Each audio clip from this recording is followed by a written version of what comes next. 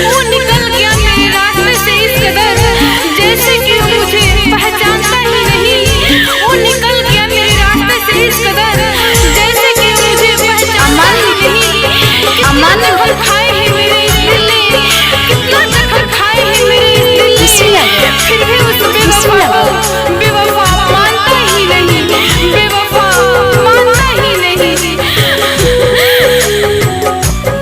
Mix by चंदन भाई।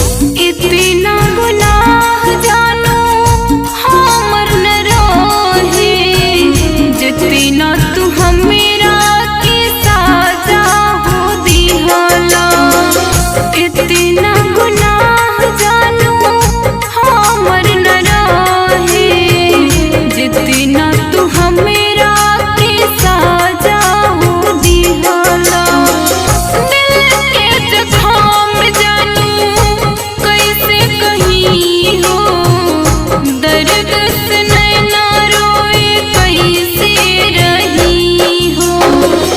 इतना गुनाह जानो हमर न रोहे, जितना तू मेरा के साजा हो दिहला।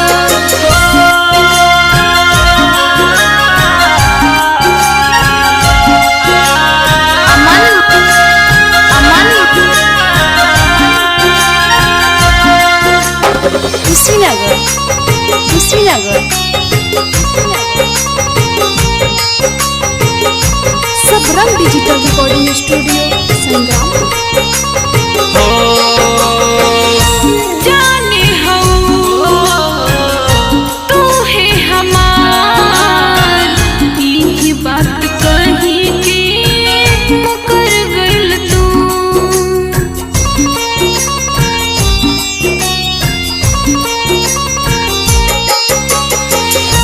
जाने हो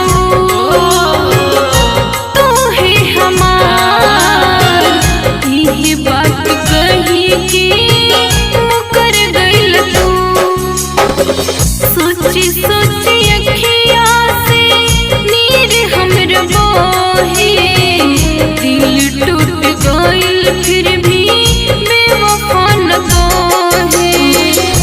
इतना गुनाह जानो हमर न रोहे, जितना तू मेरा के साजा हो दिहला।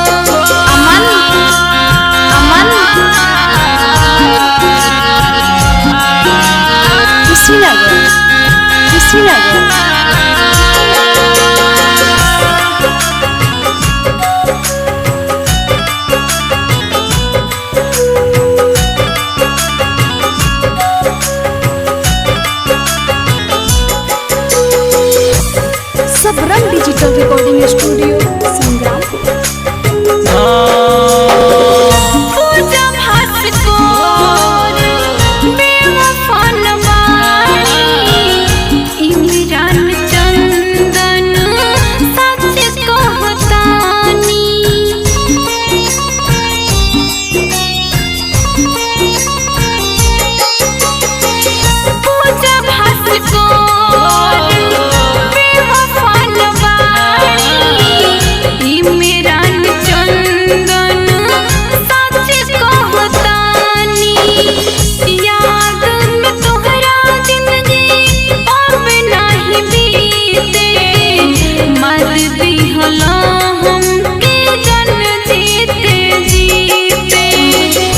इतना गुनाह जानो हमर न रोहे, जितना तू मेरा के साजा हो दिहला।